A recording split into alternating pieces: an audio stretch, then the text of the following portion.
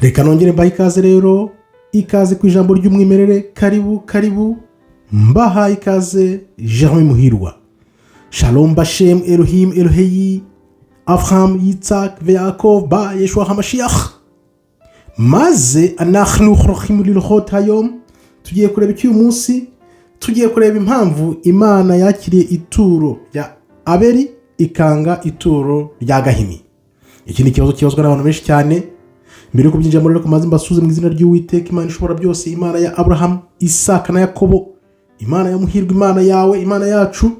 Kuba yizera nkuko nkubwiye, tugiye kureba impamvu Imana yafashe ituro rya Abeli ikanga gufata ituro rya Gahini. Byagenze gute?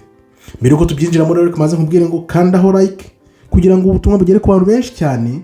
Nk'abantu nkomeje gushimira abakomeje kwiyandikisha ari benshi cyane, kuko munyereka ko munyote ukuri amanywa nijoro. Nawe utariyandikisha subscribe, ubundi inkuru z'ukuri zigeze kugeraho. Kandi aho like rero tuzamuke, twazamutse. Impamvu rero Imana yakira ituro rya Abeli ikanga gufata irya Gahini niye. Reka turebe iki kibazo abantu benshi bibaza cyane. Mu Itangiriro 4, Gahini na Abeli bose bajyaniye Imana ituro. Ariko rero inkuru yabitubwira ko ituro rya Abeli ryo ryemewe, ariko irya Gahini ntiryemerwa. Hashize imyaka n'imyaka, ibinyejana n'ibinyejana, twese twibaza impamvu no kubera iki. Ese Imana yari ifite umutoni muri abo bombi, cyangwa se ni ikindi gisobanuro gikomeye cyane kigendanye n'umutima utanga? Iyo utanze ufite umutima usukuye n'umutima wawe wose, cyangwa se ugatanga ugingimira, ibintu bimeze gute? Reka turebe rero, tugereranye aya maturo abiri. Abeli yatanze n'umukumbi we uvuka bwa mbere, arawurobanura, afata indobanure mu mukumbi we ayiha Imana. Urumva ko yafashe icyiza umukumbi we wari ufite muri abo bana b'umukumbi we, aba ari wuha Imana. Noneho Gahini we aragenda afata imbuto izo asanzwe avanye aho ngaho ku butaka, aba arizo aha Imana. Ni ukuvuga ngo rero hano umutima utanganye, ni ukuvuga ngo Abeli we yatanze icyiza yari afite, mu gihe Gahini we yatanze ikibonetse icyo ari cyo cyose, atari ikintu cyiza muri ibyo byose yari afite muri izo mbuto. Ibi rero biratubwira ko ntabwo ari cyo watanze, ahubwo ni umutima wagitanganye. Umutima wagitanganye niwo Imana ireba.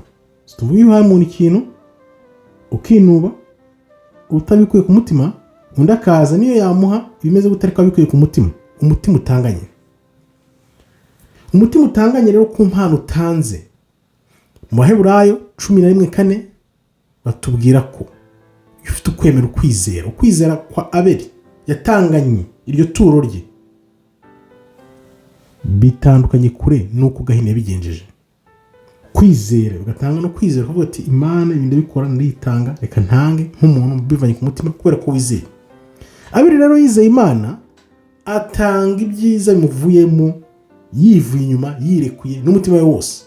Ariko umutima wa Gahini wo wari umeze nk'aho uhabanye. Urabona ko umwe ujya gukora ikintu umutima utari hamwe, umutima ukakubwira kora iki cyangwa se ntugikore. Ni ukuvuga ngo impano ye, iryo turo rye, ntago ryari rivuye imbere mu mutima, ryari rivuye inyuma.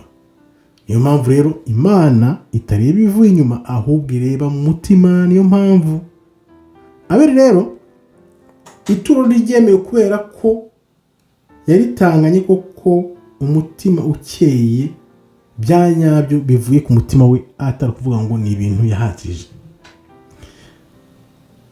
Ni irihe somo rero tuvana muri inkuru ya Gahini? Gahini yagize umujinya cyane, noneho Imana iramuburira. Imana iramubwira iti nukora icyiza, se uramutse ukoze icyiza wowe ntabwo nakwemera. Urumva Imana twese iraduhendahendera tugerageza. Uzibuke iyo ukoze ikibi, ijwi rirakubwira wakwihanganya ukihana, wahindutse ukanga. Hano isomo tugomba kuvanamo, Imana iratubwira ukoze ikintu cyiza koko ntabwo nawe nakwemera, ariko iyo wanze nyine niho uhura na rwa rukuta. iyo twereka ko rero ntabwo Imana yanze Gahini nk'umuntu, ahubwo yamuhamagariraga kwihana. Gahini rero iyo aza guca bugufi akihana agahinduka, aho kugira ishyari cyangwa se kumva ko yakwica murumuna we, ibyo byose yabireka, Imana yari kumwemera. Kwambura umuntu ubuzima kubera ishyari, guharabika umuntu kubera ishyari, ibi byose abantu bakorera abandi kubera amashyari, kubera kudaca bugufi, ibyo bintu abantu nibabireke, bitabaye ibyo bazamera nka Gahini. Ni irihe somo twavanamo? Iyi nkuru ya Gahini na Abeli itwereka ko yaba umuhinzi yaba umushumba, ni nk'urwo rugero twafata. Icyo bitwereka ni ukwizera, gukunda Imana dukoresha umutima wacu wose. Nuvuga rero Imana idushakaho ibyiza bituvaho mu buzima bwacu, dukoresha ukwizera, ukwemera, atari ibisigarizwa. Iyo ufashe ibisigarizwa, byaba ibisigarizwa tuvuga tuti nibyo tugiye guha Imana, twirukanka mu bintu, noneho tukabura n'iminota n'icumi yo guha Imana. Ibyo njye nibaza, mbaza abantu ufite imyaka ingahe, 40, 50, 70, 80, 100, basanga umuntu nta n'umwaka n'umwe yahaye Imana. Ngaho ibaze nawe abantu baguhaye ibintu bisigaye by'ibisigarizwa, ukuntu wumva umeze. Tuvuga ugiye ahantu abantu babahaye ibintu byose, barabahaye bya bindi bisigaye niwe babihaye, uzumva ukuntu umeze. None natwe rero twirirwa muri ibyo byose, tukagenda hirya no hino dukora ibyo byose, twarangiza n'Imana ahubwo ntituyihe na kimwe cy'icumi cy'iby'ikwiriye kandi yaraduhanze, yaraturemye. Ibi bintu hari igihe bibaza. Nuvuga rero Abeli we atubwira ko kwambaza no gukunda Imana bya nyabyo bigomba kuba binyuze mu kuri ukabikorana umutima ukeye. Gahini we rero bitubwira ko yaba kwiyemera yaba kwiyumva, ibyo byose bituma umutima wacu utaburi hamwe. Ibyo byose bijyana mu irimbukiro. Mu gusoza rero, Imana yemeye ituro rya Abeli kuko ritari ryiza gusa, ahubwo umutima ryatanganywe. Ni ukuvuga ngo ibintu byose dukora tugiye twibuka umutima wacu, tukavuga tuti umutima wacu mbese urakeye, ibintu turi gukora umutima wacu urakeye. Niryo somo tuvanamo: kwizera, kwemera, kugira umutima ukeye mu byo dukora, ibyo dutanga tukabitangana umutima koko usukuye ukeye, twizeye Imana ko byanze bikunze icyo dukora cyose turi gukorera Imana tukabikora umutima wacu usukuye, atari ukwigaragaza inyuma gusa.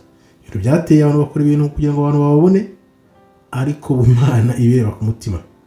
Nibyo rero nakubwira nti, umuntu wumva ushaka gutanga ituro risukuye, ibyo rero koko nimba uritanganye umutima usukuye, aho kugira ishyari ngo ugire ishyari mugenzi wawe natera imbere, mureke anyure mu nzira ze, nawe ugira umutima usukuye, ujyana ituro risukuye ku Mana kugira ngo Imana nayo ikwireke ihane. Ese Imana nakubwira ngo niwihana uramutse wihannye koko, nawe ituro ryawe sinaryemera. Mana ndakwisabiye ngewe uyu munsi, ituro ryanjye ryakire, uryakire neza, umpe kugira umutima usukuye, aho kuba nagira undi muntu wari wese ishyari uko bishoboka kose. Amashyari uyandinde uyajyane ku ruhande, kandi abantu banyumva bankurikiye bumve nabo ishyari barishyire hasi, umunabi byose babishyire hasi, bahinduke baze mu gakiza. Nkambashimira abo twabanye, Imana ikomeze ibarinde. Shalom shalom, toda haba tov meyod. Kanda like rero kugira ngo usoze, ubundi nawe utarandikisha wandikishe ahasigaye. Imana ibarinde naho gutaha.